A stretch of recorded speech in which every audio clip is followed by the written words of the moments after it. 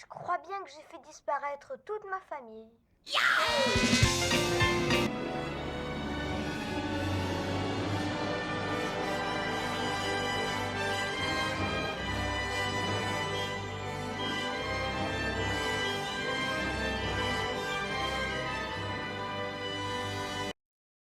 Et bienvenue à tous sur ma chaîne Cinémagique.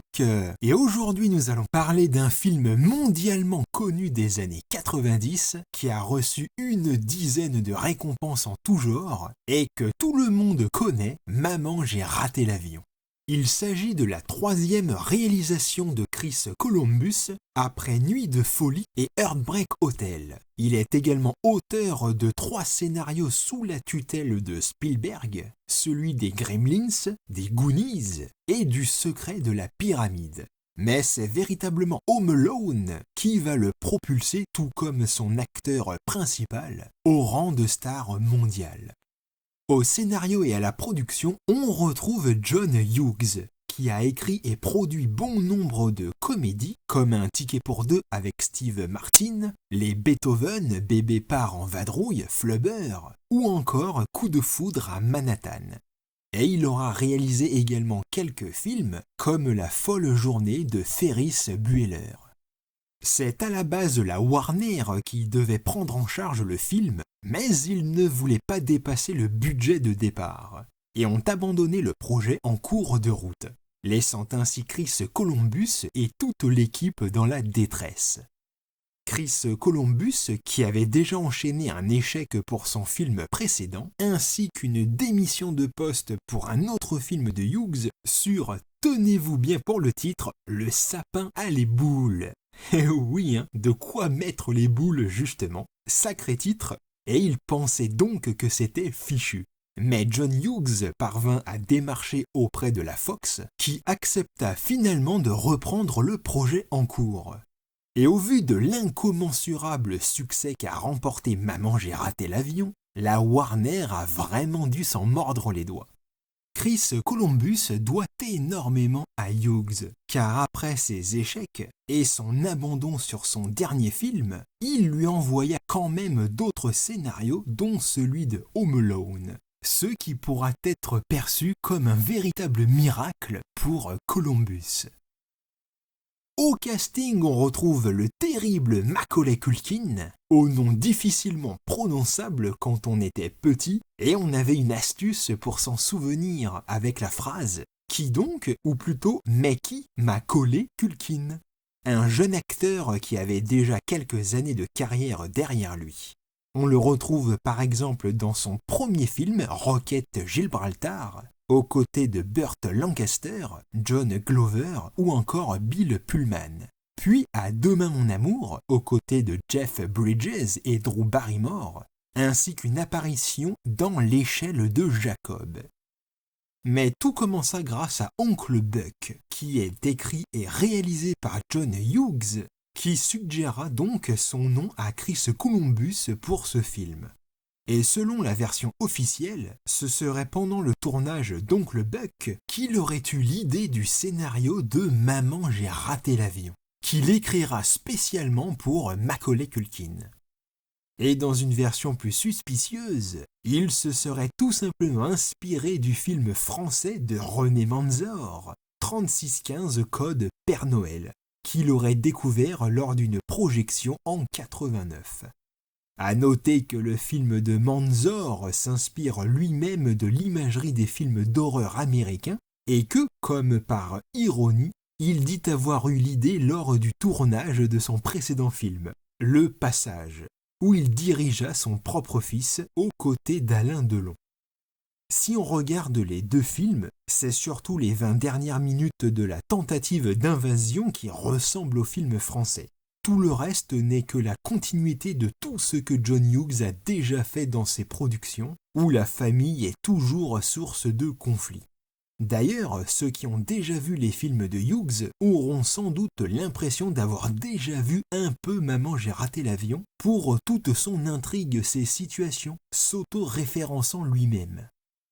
On continue le casting avec John Heard, Dans le rôle du père, qui a déjà joué aux côtés de Tommy Lee Jones, Jeff Goldblum, Gene Hackman, Jeff Bridges, Tom Hanks dans la comédie nommée Big, ou dans des films de Scorsese, Gary Marshall et Robert Redford. Dans celui de la mère, Catherine O'Hara, qui a déjà joué aux côtés de John Hurt chez Scorsese, mais qui est surtout connue pour avoir joué dans Beetlejuice, ainsi que d'autres films comme Dick Tracy, La Brûlure avec Meryl Streep, Jack Nicholson et Jeff Daniels. Jerry Baman, qui joue l'oncle, aura lui déjà joué aux côtés de Michael J. Fox, Robert Downey Jr., James Wood ou encore Clint Eastwood. Et dans La Maison des otages de Michael Cimino. Il était d'ailleurs de mèche avec les cambrioleurs dans une version antérieure du script de Maman, j'ai raté l'avion. Angela Goethal pour Lily McAllister, qui a commencé sa carrière en même temps que Macaulay Culkin dans Rocket Gibraltar, ainsi que dans le précédent film de Chris Columbus. Elle fera également une apparition dans le film Jerry Maguire. Dans le rôle du roi de la polka, genre de musique ou de danse que l'on connaît probablement tous grâce à ce film, une pointure qui a joué dans beaucoup de films, John Candy. Surtout connu pour son rôle dans 1941 de Spielberg avec John Belushi et Dan Aykroyd, qu'il retrouvera dans les Blues Brothers, mais aussi Vacances très mouvementées. On le retrouve aux côtés de Tom Hanks dans Toujours prêt et Splash, chez Mel Brooks dans La folle histoire de l'espace, Les Bleus d'Ivan Reitman ou dans le célèbre film Rasta Rocket. On le retrouve également avec Rick Moranis, Steve Martin et Bill Murray chez Frank Oz dans La petite boutique des horreurs. Puis Armé et dangereux avec Jonathan Banks, Robert Loggia, Meg Ryan et Eugène Levy, avec qui il a déjà joué à maintes reprises. Sans oublier bien sûr chez John Hughes dans Un ticket pour deux, La vie en plus, et l'oncle Buck aux côtés de Macaulay Culkin, qui le retrouvera, ainsi que son frère Kieran Culkin, dans le film suivant de Columbus, Ta mère et moi. On passe à Robert Blossom pour le suspicieux Marley, connu pour ses rôles dans des films comme Rencontre du troisième type, Always Christine, La dernière tentation du Christ, L'évadé d'Alcatraz, ou encore Gatsby le Magnifique avec Robert Redford, et qui terminera sa carrière dans Mort ou vif de Sam Raimi. On peut aussi mentionner le policier qui reçoit les parents de Kevin, Larry Hankin, qui aura lui aussi joué dans L'évadé d'Alcatraz et dans plusieurs films de Peter Yams. Il est au casting de Coup pour coup avec Van Damme et de Pretty Woman, mais aussi Armé et dangereux avec John Candy et Un ticket pour deux de John Hughes. Comme quoi tout finit par se rejoindre.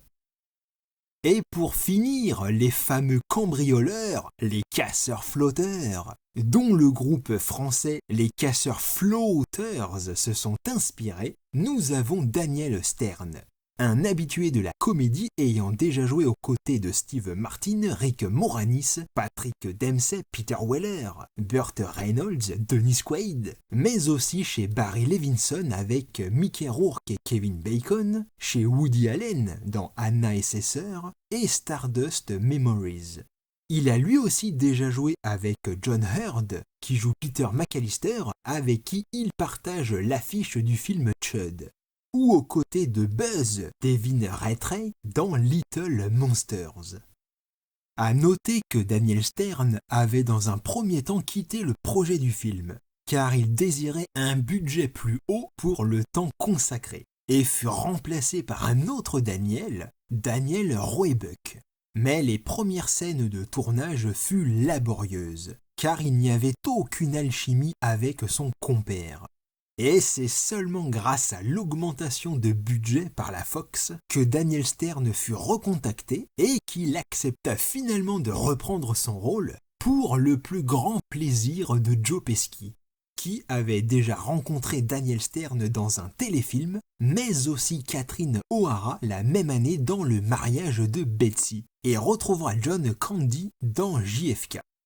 Mais Joe Pesci est surtout un acteur connu pour son rôle dans Raging Bull, Il était une fois en Amérique ou Les Affranchis. Et ironiquement, c'est grâce à Robert De Niro qu'il jouera ici, puisque celui-ci avait décliné l'offre pour jouer Harry. Vous imaginez, vous, Robert De Niro jouant Harry? En tout cas, Joe Pesci joua également aux côtés de Mel Gibson dans L'Arme Fatale 2 ou encore de Michael Jackson dans Moonwalker. D'ailleurs, en parlant de Michael Jackson, il faut savoir qu'il fut très ami avec Macaulay Culkin, au point d'en faire le parrain de sa fille, Paris Jackson. Il apparaît même dans le clip Black or White, réalisé par John Landis. Ce qui est ironique, c'est que Michael Jackson a donné le nom à sa fille en hommage à la ville de Paris, et c'est justement à Paris que doivent se rendre la famille McAllister. Et c'est aussi à Paris que Macaulay Culkin, dans la vraie vie, choisit de vivre pendant quelque temps. On connaît tous sa période un peu sombre, et c'est grâce à la musique qu'il put remonter un peu la pente. Il était chanteur dans un groupe de musique nommé The Pizza Underground, ce qui est aussi assez ironique par rapport aux fameuses pizzas au début du film. Même si le film parle de la famille et de Noël, il est très paradoxal avec la vie réelle de Macaulay Culkin. Bien qu'il fasse aussi partie d'une famille nombreuse avec pas moins de 6 frères et sœurs, dont un que l'on peut apercevoir dans ce film sous les traits de son cousin, Kieran Culkin, lui aussi acteur que l'on retrouvera bien plus tard dans le film d'Edgar Wright, Scott Pilgrim. Le succès de Maman j'ai raté l'avion le rendit populaire dans le monde entier et lança sa carrière qui rapporta des dizaines de millions de dollars. Il était littéralement l'enfant acteur le mieux payé de tous les temps, à tel point que ses parents se sont disputés auprès des tribunaux sa fortune. Macaulay, même pas encore majeur, dut affronter ses propres parents pour obtenir le contrôle de sa fortune personnelle. C'est surtout avec son père que ça ne fonctionnait pas, qui était abusif, jaloux et avide d'argent, cherchant sans cesse à contrôler la vie de son fils. Ils finirent par se renier l'un l'autre sans jamais plus se parler depuis des décennies.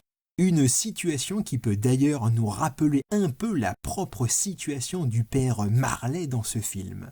Et c'est toute cette pression familiale, ces conflits atroces qui ont mis un terme à sa carrière. Richie Rich étant le dernier film de sa brillante et prometteuse ascension. Il tentera un petit retour par la suite, mais clairement il ne reviendra malheureusement jamais comme il est parti. Et restera toujours aux yeux du monde Kevin McAllister de Maman j'ai raté l'avion.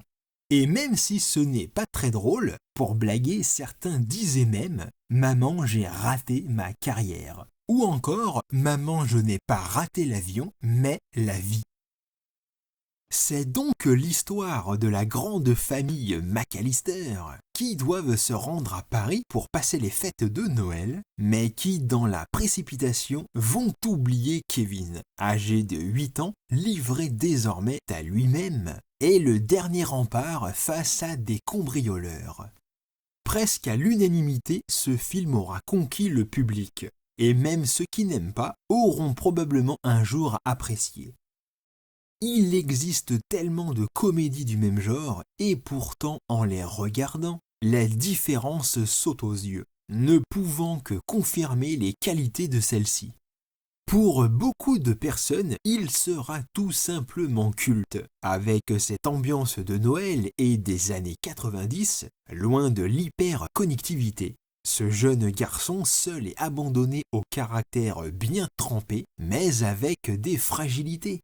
On a aussi des cambrioleurs sans scrupules et complètement barrés qui apporteront cette avalanche de gags en tout genre, devant lesquels on sourit, rempli de nostalgie et qui aura vraiment marqué les esprits. On sent qu'il y a beaucoup de talents qui composent le film. Et même s'il reste sur le registre de la comédie familiale et bon enfant, il donne ce sentiment d'aventure que l'on ne retrouve plus vraiment de nos jours. Columbus a cette façon de parler de l'enfance tout en continuant à filmer le monde adulte qui le compose, avec quelques idées de mise en scène plutôt intéressantes. C'est l'un de ces films qui est parsemé d'un grand nombre de répliques et scènes mémorables. Le livreur de pizza, la scène des marionnettes avec Michael Jordan, l'après-rasage, la photo de la copine de Buzz que l'on sait en réalité être le fils du directeur artistique déguisé, la mère qui se réveille en sursaut dans l'avion en criant « Kevin !» La chaudière, plein de scènes avec Harry et Marvin, le home invasion final restant assez unique, comme avec la tarentule. Pas sûr que beaucoup d'acteurs auraient accepté d'avoir une véritable tarentule aussi grosse et venimeuse sur soi, qui plus est sur le visage, et avec la bouche ouverte quand même. Toutes les scènes avec le duo que forment Harry et Marvin sont excellentes.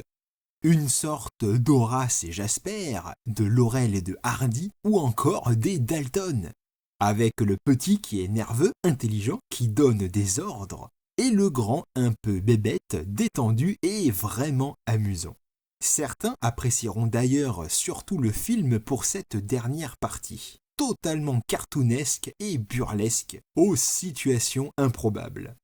Un humour qui ressemble un peu à Tom et Jerry, mais aussi à celui de Scrat dans L'Âge de glace, fait de glissades, de grimaces et de gamelles. D'ailleurs, on pourra saluer au passage toute l'équipe de doubleurs et de cascadeurs qui ont vraiment dû s'éclater lors de toutes ces scènes. Pour les casseurs-flotteurs, ironiquement, c'est l'arroseur arrosé. On pourra néanmoins noter qu'il est dangereux de poser des pièges comme ça, même face à des cambrioleurs. Il y avait eu un cas célèbre comme ça, d'une personne qui se faisait souvent cambrioler et qui un jour a décidé de poser des pièges.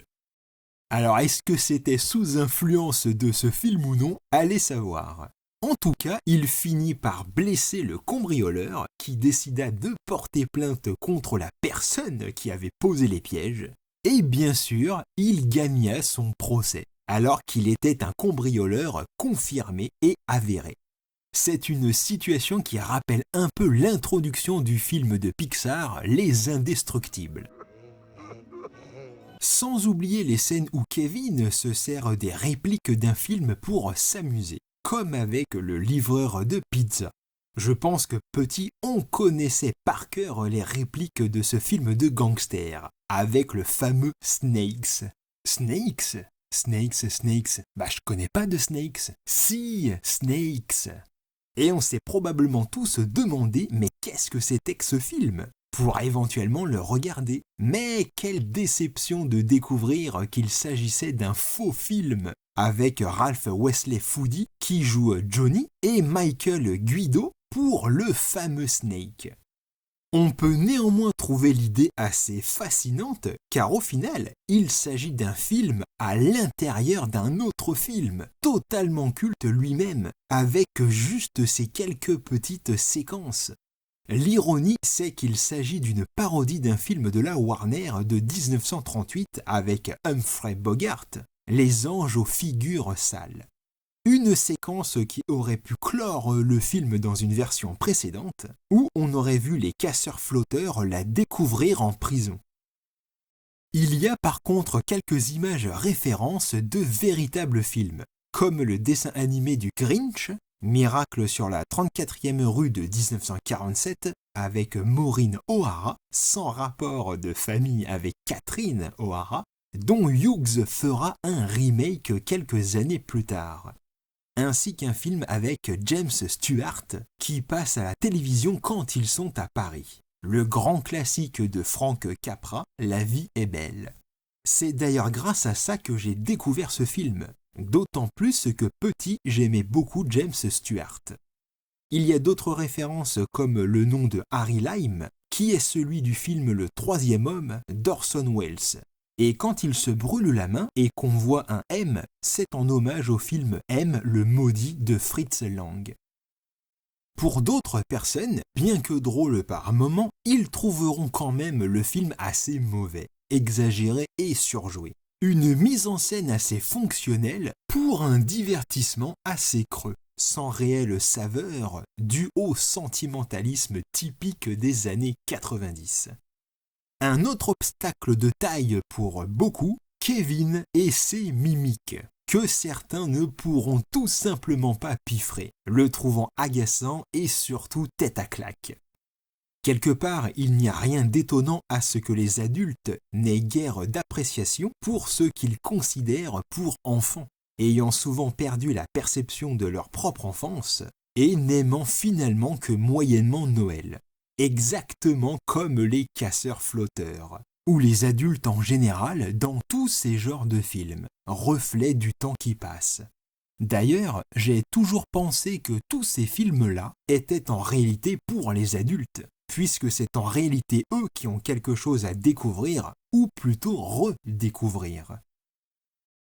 Quand on voit tous les adultes du film, on pourrait se demander si ce n'est pas plutôt eux qui sont enfantins. Et si l'enfant devient un adulte, alors que devient l'adulte ensuite ? Kevin transforme aisément tous les objets du quotidien en armes redoutables et montre par là le pouvoir de l'imagination propre de l'enfant. Tout ce que l'on croit insignifiant révèle soudainement un intérêt grandissant, à l'image même d'un petit film dont tout le monde se fiche et qui va surprendre par son succès. La plupart des gens ont tout simplement oublié que la plupart de leurs grandes expériences, en vrai ou au cinéma, proviennent de films ou situations qu'ils n'attendaient pas, qu'ils ne voyaient tout simplement pas venir. Forcément, en grandissant, le regard que l'on porte sur une œuvre change et évolue, tout comme le regard que l'adulte porte sur sa propre enfance, sur ce qu'il était lui-même autrefois. Certains films sont vus et perçus à une certaine époque de notre vie, et c'est là que se trouve leur place, et c'est là qu'ils demeureront toujours jusqu'au jour où l'on aura besoin d'eux. De mon côté, ça reste l'un des films de mon enfance que j'ai vu et revu des dizaines de fois en VHS et auquel bien sûr je reste très attaché. De plus, il se trouve que je ressemblais pas mal à Kevin étant enfant et bon nombre de camarades de classe criaient « Kevin » en me voyant. Ou encore « Ah, c'est le petit Kevin » ou toutes les blagues sur le fait d'avoir raté l'avion, ce qui était assez drôle. Et c'est en plus à cette époque-là que j'ai découvert Chicago, la Floride ou même New York par rapport au second volet. Le film est assez original, tant on a l'habitude de voir des adultes qui vont mal retrouver l'esprit de Noël et de leur enfance. Ici, il s'agit d'un enfant qui en a marre de sa famille, qui se joue souvent de lui, mais qui en leur absence va prendre conscience de son importance. C'est amusant de voir Kevin réaliser le fantasme de tout gamin. Rester seul à la maison et ne plus avoir aucune règle. Il se commande des pizzas, se gave de sucreries, regarde des films en veillant tard et finit par transformer sa maison en jeu de plateau géant. C'est d'ailleurs Macaulay lui-même qui a dessiné le plan d'attaque. Ce film peut même rassurer certaines personnes sur leur aptitude à se défendre face au danger. Kevin passe du gamin déplaisant au gamin attendrissant. Il fait preuve d'ingéniosité, mais aussi d'une grande maturité.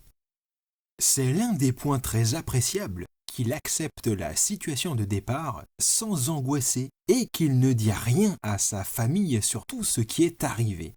Toutes ses réussites, ses victoires lui sont propres et demeurent secrètes, comme une aventure intérieure qu'il aurait vécue. On le voit grandir et prendre son autonomie, se montrer courageux pour affronter ses propres peurs, en l'occurrence la chaudière dans la cave, puis les adultes, à la fois les deux cambrioleurs et le père Marley, un personnage secondaire que j'ai toujours beaucoup aimé. il porte à lui seul autant de gentillesse que de tristesse. C'est lors d'une messe de minuit qu'il retrouve cet homme à la pelle, si effrayant de son quartier. L'occasion de faire tomber les masques et de toucher le sens véritable des choses. Il y a une forme de communion entre la jeunesse et la vieillesse qui se retrouve dans la peur de la confrontation, avec la notion du pardon et de la seconde chance abordée d'une manière simple et juste. C'est d'ailleurs à Chris Columbus que l'on doit ce personnage qui n'était pas dans le scénario d'origine. Le titre est bien choisi, Home Alone, représente la solitude et l'abandon, avec plusieurs sens, disant qu'il se retrouve seul à la maison, mais aussi qu'il est seul chez lui, même quand il est entouré de sa famille. On peut aussi y voir que la maison est seule, sous-entendant ce qu'elle représente, les valeurs d'un pays, d'une croyance, d'une famille unie et bien sûr l'esprit de Noël, qu'il faut donc réintégrer à la maison.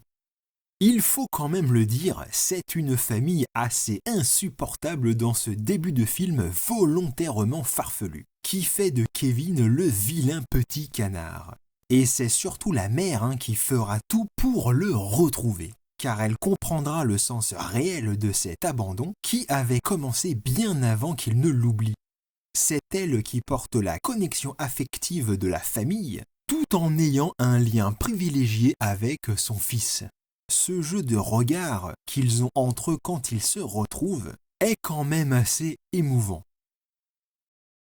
À cette époque, il y avait énormément de films qui mettaient en scène le conflit entre père et fils, avec un rôle maternel un peu en retrait. Ici, c'est l'inverse, ce qui donne à ce film quelque chose en plus par rapport aux autres.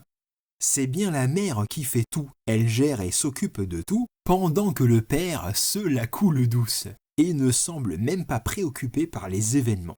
Il ne fait même pas ce qu'il prétend avoir fait dans l'avion, et on constate que le garage, la porte d'entrée ou même le gaz sont encore allumés. On peut y voir la mère comme emblème de la maison. Un foyer sans mère reviendrait à être un home alone. Sans parler du fait que la maison représente le monde tout autant que l'individu, sa richesse et construction intérieure. Kevin se sent rejeté et mal aimé au sein de sa famille, et les casseurs-flotteurs sont cette mauvaise tendance de l'adulte qui viennent jusqu'à s'introduire sur le dernier rempart de l'enfant pour lui ôter ce qui lui reste de repères, d'espace de liberté qu'il va tenter de défendre coûte que coûte. Le combat de Kevin est celui de l'enfance, celui de préserver son territoire, sa maison comme symbole de l'identité, de valeurs propres à soi, restaurant l'individualisme par l'altruisme, et par extension ici de l'esprit de Noël. Maman, j'ai raté l'avion est un petit conte de Noël où, du point de vue de Kevin, sa famille va disparaître et réapparaître comme par magie. Une magie que l'on peut traduire par son désir et sa volonté. On peut aussi le voir du point de vue de l'adulte, notamment par le personnage de Marley, que les gens évitent et considèrent comme le monstre du placard. Quelque part, c'est par Kevin, ou ce qu'il représente, l'esprit de l'enfance, qu'il va pouvoir s'exprimer et renouer en lui-même ce qu'il a laissé s'échapper depuis tant d'années. C'est comme une conscience intérieure ou un ange qui lui apparaît pendant qu'il écoute les chants de Noël et lui permet de trouver l'impulsion pour agir et réagir, se renouveler de l'intérieur pour tout changer. En connaissant l'histoire de Scrooge, on pourrait presque voir Marley comme le Kevin des Noëls futurs, puisqu'il incarne le revers du vœu de Kevin, à vouloir que sa famille disparaisse, ce dont est accusé Marley. Et il se trouve qu'il porte le nom de l'associé de Scrooge dans le conte de Dickens. Le fait que tout se situe presque en huis clos ou dans un lieu confiné ramène vraiment en enfance, quand on crée nos propres aventures dans notre chambre, faisant d'un espace assez petit quelque chose d'infiniment grand par tout ce que l'on pouvait y projeter. Ça rappelle évidemment des films comme Chérie, j'ai rétréci les gosses, Small Soldier, Beethoven, Jumanji ou même L'Histoire sans fin. Je finirai sur la musique d'un monument à la carrière monstrueuse qu'il est vraiment inutile de présenter, John Williams. Pour vous situer, Maman j'ai raté l'avion se trouve juste après des films comme Né un 4 juillet, Always, et juste avant JFK et Hook. C'est Bruce Brampton qui devait à la base composer les musiques du film, mais suite à un imprévu, il dut quitter le projet.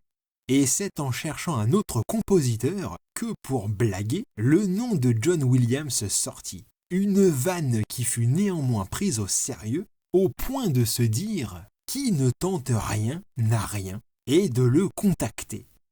Il faut savoir qu'à l'époque, Chris Columbus se voyait comme un novice et vraiment peu confiant en lui suite à ses échecs précédents. D'ailleurs, sur le projet Le Sapin à les boules, Chris Columbus dut rencontrer plusieurs fois l'acteur Chevy Chase, qui le narguait et ne le prenait pas du tout au sérieux. C'est d'ailleurs ce qui le fit abandonner le projet, car il était pour lui impensable de travailler avec un tel acteur. Et de même sur Maman j'ai raté l'avion, plusieurs acteurs pensaient que ce serait un navet et ne s'en cachaient pas sur le tournage. Alors jamais ils n'auraient pu penser, ni même espérer qu'un compositeur de renommée tel que John Williams puisse être intéressé par cette petite comédie familiale sans prétention. Mais contre toute attente, John Williams visionna son film et fut totalement charmé. On peut d'ailleurs y faire un rapprochement avec l'histoire de Marley, qui n'avait pas téléphoné à son fils depuis des années, mais qui parvient à le faire en suivant les conseils de Kevin, à simplement tenter le coup.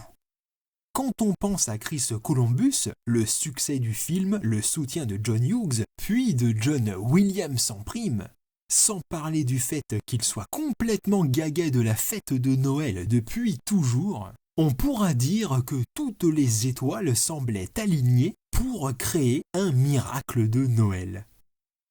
La composition du film est belle et parfaitement maîtrisée, intégrant toutes les facettes émotionnelles de l'intrigue, des personnages et de l'ambiance de Noël.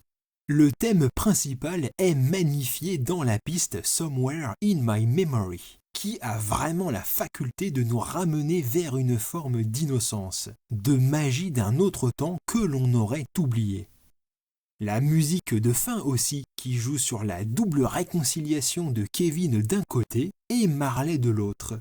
On a des fameux dies irae pour quelques-unes de ses apparitions au début, qui sont en fait des chants sacrés du Moyen-Âge évoquant la mort. Et l'évolution de la musique qui entoure ce personnage est tout aussi maîtrisée, jusqu'à exploser lorsque Kevin et lui font connaissance avec le thème Star of Bethlehem, qui colle parfaitement bien à cette idée du pardon, de la réconciliation entre père et fils. La scène finale que regarde Kevin est sublime et porte en elle cette touche de sacré et d'intimité, celle d'une grande aventure vécue et que l'on gardera pour toujours au fond de soi. Les chants de Noël font merveille autant que celle de Williams. Il y a la musique d'intro aussi qui est pas mal, qui évoque une forme de mystère liée à la nuit unique de Noël. J'ai d'ailleurs toujours apprécié les films qui s'ouvrent sur un thème musical, nous permettant de nous plonger dans une émotion avant de commencer le film. C'est une partition où John Williams s'est fait plaisir, faisant probablement ressurgir au fond de lui ses propres expériences, sa propre magie de son enfance, à qui il semble rendre un hommage saisissant. Voilà pour cette inoubliable et incontournable comédie des années 90, le film d'enfance par excellence, en parfaite résonance avec Noël, et qui nous plonge dans une forme de simplicité, de naïveté, aussi plaisante que touchante. Continuez à voir des films, quant à moi je vous dis à bientôt, et que la magie de Noël soit avec vous.